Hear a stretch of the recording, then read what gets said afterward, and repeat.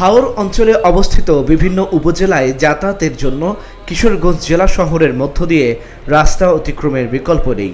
একইভাবে বিভিন্ন উপজেলা থেকে আসা মানুষকেও শহরের ভেতর দিয়ে শহীদ সৈয়দ নজরুল মেডিকেল কলেজ হাসপাতালে যাতায়াত করতে হয়। এর ফলে সরু সড়কগুলিতে অতিরিক্ত যানবাহনে যানজটে বিপর্যস্ত জেলা শহর। হাওরে পর্যটন মৌসুমে বাড়তি যানবাহনের চাপে আরও নাজুক হয়ে পড়ে চলাচল। এই নিয়ে দীর্ঘদিনের ক্ষোভ রয়েছে জেলা সদরের মানুষের। অনেক রাস্তাতে আমরা ভোগান্তির মধ্যে আছি আর কি। ওটাই নিয়ে আমরা রুগী সুগিলে যেতে পারি না, আমরা ঘুরে যাওয়ার লাগে শহরের দিক দিয়ে। ডিস্ট্রিক্ট গাড়ি, বাস, এই যে সিএনজি এইসবটাই এই রুটে চলে বেশি।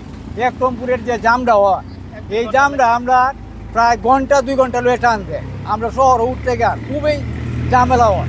ছয়না যে মোড়টা, এই মোড়ে যে এই রুটের যে রাস্তাটা আর কি, এই রাস্তাটা যদি হয়ে যায় তো অনেক ভালো হয় আমাদের জন্য আর কি, যাতায়াতের জন্য। আর একরামপুরের যে রুট, এই রুটে প্রচুর জ্যাম থাকে। জ্যামের কারণে আমরা যেতে পারি না, অনেক কষ্ট হয়, সময় লাগে অনেক। আর এটা তো অনেক দ্রুত যাওয়া যায় আর কি।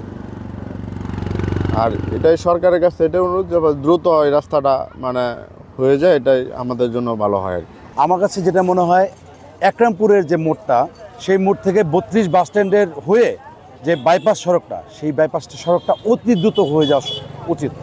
বাইপাস সড়কটা যদি হয়ে যায় তাহলে আমার মনে হয় কিশোরগঞ্জ শহরের এই জ্যামটা অনেকটাই নিরসন হবে।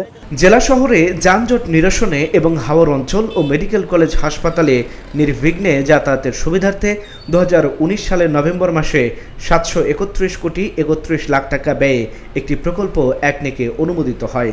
প্রকল্পের আওতায় শহরের বাইরে দিয়ে সদর উপজেলার 1400 এলাকা থেকে ছয়না এলাকা পর্যন্ত 7.8 কিলোমিটার বাইপাস সড়ক নির্মাণ এবং হাওরের প্রবেশদ্বার চামড়া বন্দর পর্যন্ত আরও 20 কিলোমিটার সড়ক উন্নয়ন কার্যক্রম অন্তর্ভুক্ত ছিল।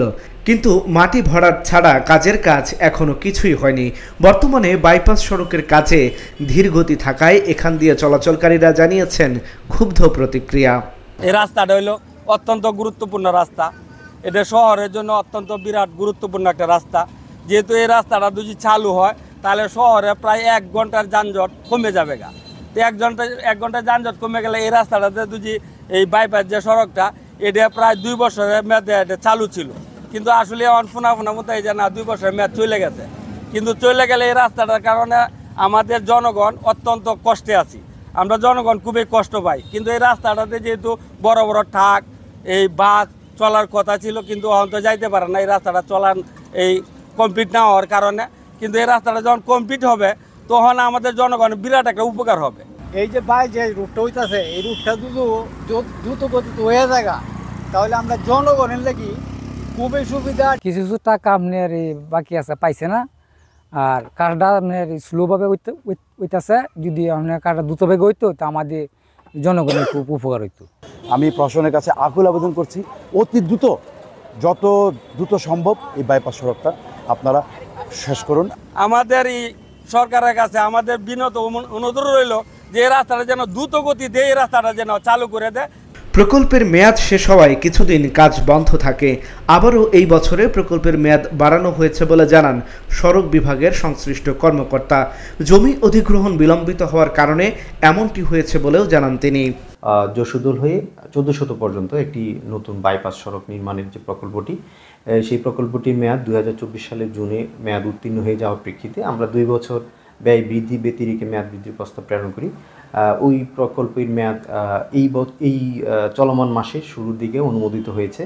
কাজটি মেয়াদ বৃদ্ধির অন্যতম প্রয়োজনের দরকার ছিল আমাদের যে ভূমি অধিগ্রহণের চলমান এলএ মামলা, সেটির এখনও আমরা 5টি এলএ মামলার মধ্যে 3টি এলএ মামলা আমরা বুঝে পেয়েছি জায়গা, 2টি এখনও জায়গা বুঝে পাইনি। আমরা আশা করছি খুব শীঘ্রই এই অর্থ বছরের মধ্যে ইনশাল্লাহ হয়তো এলএ মামলাগুলি বুঝে পাবো এবং ঠিকাদারি প্রতিষ্ঠানকে আমরা সমুদয় জায়গাটা বুঝিয়ে দিতে পারবো এবং প্রস্তাবিত যে বর্ধিত যে অনুমোদিত মেয়াদ তার মধ্যে আমরা সমুদয় কাজ করতে পারবো বলে আশা করছি। বাইপাস সড়কটি নির্মাণ হলে কিশোরগঞ্জের হাওরের 3টি উপজেলার সঙ্গে যোগাযোগ ব্যবস্থার সুফল ভোগ করবে জনগণ। Dhaka journal news desk.